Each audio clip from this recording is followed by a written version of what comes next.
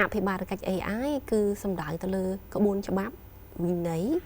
ស្តង់ដារគោលការណ៍នៅក្នុងការគ្រប់គ្រងការបង្កើត AI ក៏ដូចជាប្រើប្រាស់ AI ការបង្កើតក៏ដូចជាការប្រើប្រាស់ AI ប្រកបទៅដោយក្រមសីលធម៌និងទំនួលខុសត្រូវគឺសំដៅទៅលើចំណុចសំខាន់មួយចំនួនដូចជាទី1គឺមានតម្លាភាពដោយការទទួលខុសត្រូវគឺតែងតែឆ្លើយជាមួយទៅនឹងសំណួរដែលតែងតែគេសួរថាតើ AI ដែលបង្កើតមកទទួលបានការគ្រប់គ្រងពេញលេញអត់ទទួលបានការពិនិត្យត្រឹមត្រូវអត់តើនឹងជួយទៅដល់មនុស្សឬក៏ធ្វើឲ្យប៉ះពាល់ទៅដល់មនុស្សហើយបើសិនជាប៉ះពាល់ទៅដល់មនុស្សតើនឹងមានវិធានការបែបម៉េចដែរសូមជម្រាបសួរទូរទស្សនិកជនលោកអ្នកនាងកំពុងទស្សនាក្នុងកម្មវិធី D4R Digital សម្រាប់ទាំងអស់គ្នាបច្ចេកវិទ្យា Digital គឺកាន់តែទូលំទូលាយចំណេះដឹងនៅក្នុងផ្នែកនេះគឺយើងត្រូវការពង្រីកបន្ថែមនិងស្វែងយល់អំពីបច្ចេកវិទ្យាមួយនេះមិនត្រឹមតែការប្រើប្រាស់នោះទេតែក៏យើងត្រូវដឹងពីការគិតគូរពីសុវត្ថិភាពគិតគូរអំពីអ្វីដែលវែងឆ្ងាយជាងនេះទៅមុខទៀតពីព្រោះថាបច្ចេកវិទ្យាគ្មានដែនកំណត់យើងនឹងលើកឡើងពីប្រធានបទពាក់ព័ន្ធទៅនឹងអភិបាលកិច្ច AI ហើយក្នុងនោះគឺអ្វីដែលសំខាន់ពាក់ព័ន្ធនឹងការប្រើប្រាស់ AI ប្រកបដោយក្រមសីលធម៌និងការទទួលខុសត្រូវពីកម្មវិធីយើងជួបជាមួយនឹងលោកស្រីហៀងអូមួយដែលជានាយកប្រតិបត្តិនៃក្រុមហ៊ុន ADT លោកស្រីមានបទពិសោធន៍ជាង10ឆ្នាំនៅក្នុងវិស័យបច្ចេកវិទ្យា Digital ហើយក៏ជាអ្នកស្រាវជ្រាវអភិបាលកិច្ច AI ផងដែរនៅពេលនេះសូមជួបជាមួយនឹងលោកដូចតទៅចាជំរាបសួរលោកស្រី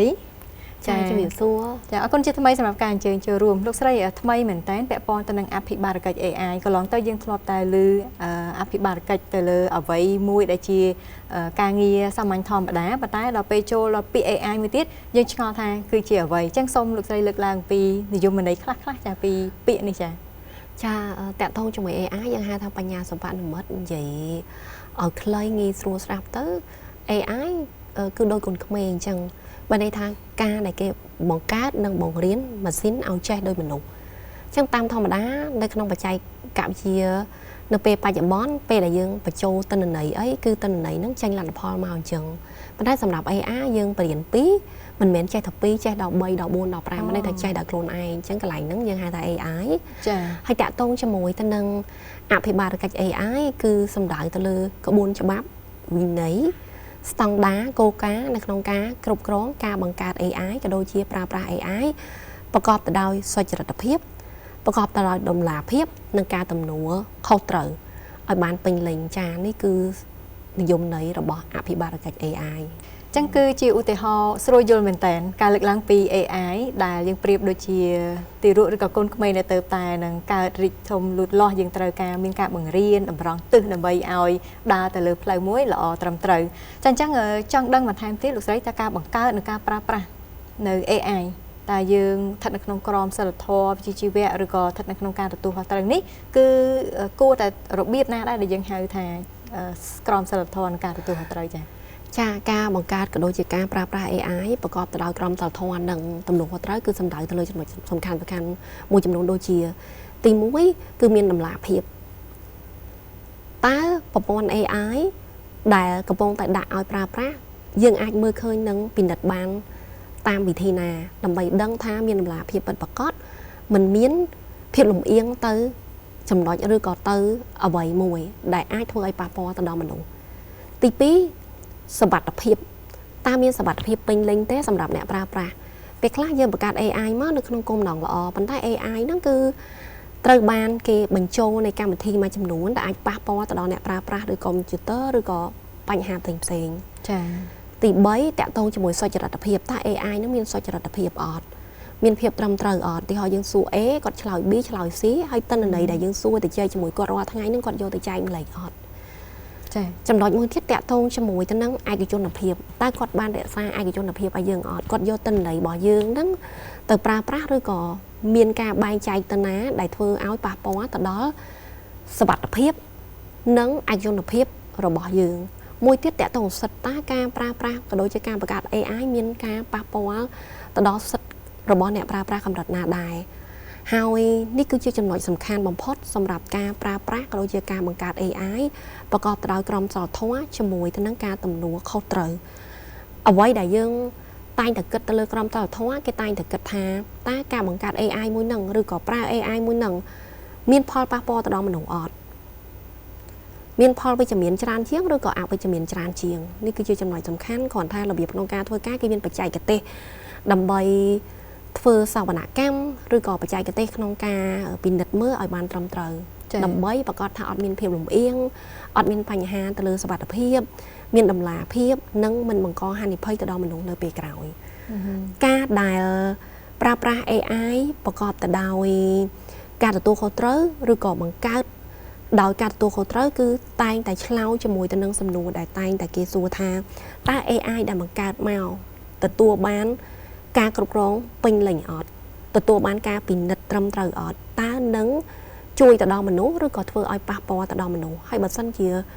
ប៉ះពាល់ទៅដល់មនុស្សតើនឹងមានវិធានការបែបម៉េចដែរនេះគឺជាចំណុចសំខាន់ខ្លាំងមែនទែនជាមូលដ្ឋានគ្រឹះសម្រាប់មិនមែនតែអ្នកបច្ចេកទេសមិនមែនអ្នកធ្វើគោលនយោបាយមិនមែនសម្រាប់តែអ្នកដែលគាត់អភិវឌ្ឍ AI ទេប៉ុន្តែអ្នកប្រើប្រាស់ទាំងមូលគឺចាំបាច់ត្រូវតែមានមូលដ្ឋានគ្រឹះនៃចំណេះដឹងនិងចំណុចទាំងអស់នេះចា៎គិតមើលទៅគឺការបង្កើតឡើង AI នឹងរហូតដល់ពេលប្រើប្រាស់គឺយើងមាននីតិវិធីច្រើននៅក្នុងការគិតគូរឲ្យបានល្អិតល្អន់ចុះបើផ្ទុយអំពីអ្វីដែលលោកស្រីបានលើកឡើងស្រាប់តែ AI ត្រូវបានបង្កើតនិងប្រើប្រាស់ដោយមិនមានក្រមសីលធម៌ឬក៏មានដែរតែនៅខ្វះចំណុចច្រើនហើយនឹងមិនមានការទទួលខុសត្រូវតើមានហានិភ័យអ្វីខ្លះដែរចា៎ក៏ប៉ុន្តែ AI ផ្ដល់ជាផលប្រយោជន៍ជាច្រើនសម្រាប់មនុស្សជាពិសេសនៅពេលបច្ចុប្បន្នដែលនៅពេលបច្ចុប្បន្នហ្នឹងយើងប្រើ AI ដែលយើងហៅថា generative AI គឺជាជំនួយការដ៏ល្អប្រសើរមែនទែនចា៎ប៉ុន្តែបើសិនជា AI ដែលបង្កើតមកហ្នឹងផ្ដល់ជាផលប៉ះពាល់ឲ្យយើងវិញ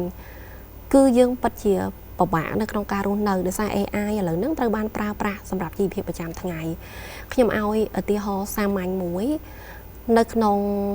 វិទ្យាសាស្ត្រសុខាភិបាលត្រូវបានគេប្រើ AI ដើម្បីផ្ដល់ជាយោបល់ទៅឲ្យគ្រូពេទ្យសម្រាប់ជំងឺថ្មីដោយសារតែ AI បានបង្កើតដោយទិន្នន័យរាប់លានទិន្នន័យអញ្ចឹងនៅក្នុង AI គឺមានទិន្នន័យតាក់ទងជាមួយជំងឺជាច្រើនអញ្ចឹងធ្វើឲ្យការវិភាគជំងឺហ្នឹងគឺបានច្បាស់លាស់បើយើងនិយាយពីគ្រូពេទ្យដែលលោកបកែដោយសារលោកមានបទពិសោធន៍ច្រើនដូចគ្នាដែរអញ្ចឹង AI ទទួលបទពិសោធន៍ជាច្រើនហើយយកមកគិតអញ្ចឹងបើសិនជាការវិភាគខុសផ្ដល់ព័ត៌មានខុសអញ្ចឹងអ្នកណាអ្នកប៉ះពាល់អ្នកជំងឺគឺជាអ្នកប៉ះពាល់អញ្ចឹងហើយនេះគឺជាឧទាហរណ៍ដែលសំខាន់បំផុតតែម្ដងសម្រាប់ការដែលយើងត្រូវតែប្រុងប្រយ័ត្នពីការប្រើប្រាស់ AI មួយទៀតនៅពេលបច្ចុប្បន្នខ្ញុំជឿថាបងប្អូនជាច្រើនបានកំពុងតែប្រើប្រាស់ AI ឧទាហរណ៍ដូចជា Gemini ឬក៏ ChatGPT ដើម្បីសួរសំណួរជាច្រើនចុះបើសិនជាពេលណាមួយសំណួររបស់អ្នកទាំងអស់គ្នាត្រូវបានបែកធ្លាយតើនឹងមានរឿងអីកើតឡើងសំណួរខ្លះមិនមែនជាសំណួរត្រឹមតែផ្ទាល់ខ្លួនទេប៉ុន្តែជាសំណួរពីអ្នកដទៃសំណួរក្រុមគ្រួសារសំណួរតាក់ទងជាមួយទៅនឹងការងារសម្ងាត់របស់ស្ថាប័នចុះបើសិនជាបែកធ្លាយតើនឹងមានរឿងអីកើតឡើងដូចគ្នាដែរអញ្ចឹងហើយក្នុងការប្រើប្រាស់ AI គឺត្រូវតែយល់ពីក្រមសីលធម៌និងការទទួលខុសត្រូវហើយពិនិត្យឲ្យបានច្បាស់ដើម្បីដឹងថាតើក្រុមហ៊ុន AI ឬក៏ AI ដែលបង្កើតមកហ្នឹងគឺមានលក្ខណៈស្តង់ដារត្រូវបានត្រួតពិនិត្យត្រឹមត្រូវដែរឬទេជាក់ស្ដែងនៅក្នុងពិភពលោកយើងឃើញថាមានប្រទេសជាច្រើនដែលគាត់បានរៀបរៀងតាក់ទងជាមួយទៅនឹងអភិបាលកិច្ច AI ក៏ដូចជាស្ថាប័នអន្តរជាតិជាច្រើនហើយយើងអាចលើកប្រទេសមួយដែលនៅជិតយើងគឺប្រទេសសិង្ហបុរីប្រទេសសិង្ហបុរីគេមានបច្ចេកវិទ្យាមួយហៅថា AI Verify គឺជាឧបករណ៍មួយដើម្បីផ្ទៀងផ្ទាត់ថា AI ដែលបានបង្កើតមកគឺពិតជាមានក្រមសីលធម៌ពិតជាមានសុចរិតភាពនិងមានសុវត្ថិភាពហើយប្រទេសផ្សេងគឺមានយន្តការនៅក្នុងការផ្ទៀងផ្ទាត់ក៏ដូចជាយន្តការនៅក្នុងការគ្រប់គ្រងក៏ដូចជាអភិបាលកិច្ចផ្សេងគ្នាអញ្ចឹងនេះជាចំណុចសំខាន់សម្រាប់យើងអ្នកប្រើប្រាស់ក៏ដូចជាអ្នកបង្កើតឲ្យយល់ពីចំណុចទាំងអស់ហ្នឹងដើម្បីជៀសវាងហានិភ័យទាំងអស់គ្នាចាចាំបាច់មែនតើសម្រាប់ការផ្ទៀងផ្ទាត់ថាតើថ្នាលដែលយើងកំពុងប្រើប្រាស់ទុកចិត្តកម្រិតណាព្រោះតាមការលើកឡើងរបស់លោកស្រីគឺកាន់តែលើកឡើងគឺកាន់តែឃើញពីចំណុចអត្ថប្រយោជន៍ហើយចំណុចហានិភ័យហ្នឹងក៏ធំដូចគ្នាដែរចុះបើសិនជាយើងសម័យមើលពី5ទៅ10ឆ្នាំខាងមុខវិញទៀតពាក់ព័ន្ធនឹងបច្ចេកវិទ្យា AI អភិបាលកិច្ច AI លោកស្រីអាចសម្លឹងមើលឃើញថាវានឹងកាន់តែរីកចម្រើនដល់កម្រិតណាហើយពិសេសពាក់ព័ន្ធនឹងការអភិវឌ្ឍប្រទេសជាតិពាក់ព័ន្ធទៅនឹងកិច្ចការងារទីផ្សារអីផ្សេងណាចាអភិបាលកិច្ច AI គឺជារឿងដែលសំខាន់បំផុតតែម្ដងនៅក្នុងពេលបច្ចុប្បន្នតទៅមុខដោយសារតែ AI រីកចម្រើនអត់មានការឈប់ឈរទេពីមួយថ្ងៃទៅមួយថ្ងៃតែងតែមាន AI ថ្មីចេញមករហូតអញ្ចឹងហើយ យើងទីមទីឲ្យមានក្បួនច្បាប់ត្រឹមត្រូវឲ្យមានគោលការណ៍ត្រឹមត្រូវនៅក្នុងការគ្រប់គ្រងជាកិច្ចការងារបច្ចេកទេសគេតែងតែនិយាយថាច្បាប់តែងតែពិបាកនៅក្នុងការធ្វើដោយសារតែការណាដែលយើងមានច្បាប់តឹងរឹងពេកធ្វើឲ្យនវានុវត្តន៍នៅក្នុងស្ថាប័នឬក៏នៅក្នុងប្រទេសគឺមានភាពជឿដូចគ្នាដែរអញ្ចឹងហើយយើងចាំបាច់ក្នុងការរកតុល្យភាពណាមួយដោយយើងកំពុងតែបង្កើត AI ជំរុញ AI ហើយឲ្យ AI របស់យើងមានការគ្រប់គ្រងល្អជាក់ស្ដែងនៅក្នុងប្រទេសយើងក៏មានជាគោលការណ៍ក្នុងការនិយាយអំពី AI ដែលខាងក្រសួងប្រៃសណីលោកចេញគោលការណ៍ដែលយើងហៅថាភាពរួចរាល់នៃ AI readiness សម្រាប់ប្រទេសកម្ពុជាអញ្ចឹងនេះគឺជាជំហានដ៏ល្អមួយដែលចាំបាច់ខ្លាំងមែនទែនសម្រាប់ការធ្វើការគ្រប់គ្រងក៏ដូចជាមានវិធានការសម្រាប់មើលទៅលើ AI ដែលកំពុងតែនឹងត្រូវបានបង្កើតក៏ដូចជាប្រើប្រាស់នៅក្នុងប្រទេសរបស់យើងចាល្អមែនតើសម្រាប់ការរៀបចំមួយនេះគឺជាការគិតគូរវែងឆ្ងាយមួយដែលយើងអាចទុកចិត្តបន្ថែមមួយតង់ទៀតទៅលើការប្រើប្រាស់ AI ក្រោយពេលដែលរដ្ឋាភិបាលរបស់យើងបានគិតគូរវែងឆ្ងាយអរគុណច្រើនមែនទែនលោកស្រីសម្រាប់ការអញ្ជើញចូលរួមហើយនេះជាចំណេះដឹងថ្មីបន្ថែមទៀតពាក់ព័ន្ធទៅនឹងអភិបាលកិច្ច AI ហើយមួយផ្នែកដែលសំខាន់គឺការប្រើប្រាស់ប្រកបដោយក្រមសីលធម៌និងវិជ្ជាជីវៈហើយនឹងការទទួលខុសត្រូវផងដែរចាលោកនាងជាទីមេត្រីនេះជាចំណេះដឹងថ្មីសម្រាប់លោកអ្នកហើយចំពោះចំណេះដឹង AI គឺមានច្រើនដែលយើងមិនអាចរៀបរាប់ត្រឹមតែរយៈពេលនេះគឺអស់ទេតែអាចឲ្យលោកនាងបានជ្រាបមួយចំនួនអំពីអត្ថប្រយោជន៍ហើយនឹងហានិភ័យដែលអាចកើតមានឡើងគឺជាការប៉ះពាល់មួយធំបើសិនជាយើងមិនប្រយ័ត្នប្រយែងតែក្នុងនាមយើងជាអ្នកប្រើប្រាស់ទោះបីយើងមិនបានទៅបង្កើតតែក៏យើងទាមទារឲ្យមានការផ្ទៀងផ្ទាត់មួយត្រឹមត្រូវជឿជាក់ទៅលើថ្នាល digital ណាមួយឬក៏ AI ណាមួយដើម្បីឲ្យការប្រើប្រាស់ឬក៏អ្វីដែលលោកអ្នកបានបង្កើតចេញតាមរយៈ AI គឺអាចធានាបាននៅចំណុចមួយដែលយើងប្រើហើយគឺទទួលខុសត្រូវទាំងអស់គ្នាដែរអរគុណសម្រាប់ការតាមដានទស្សនារបស់លោកអ្នក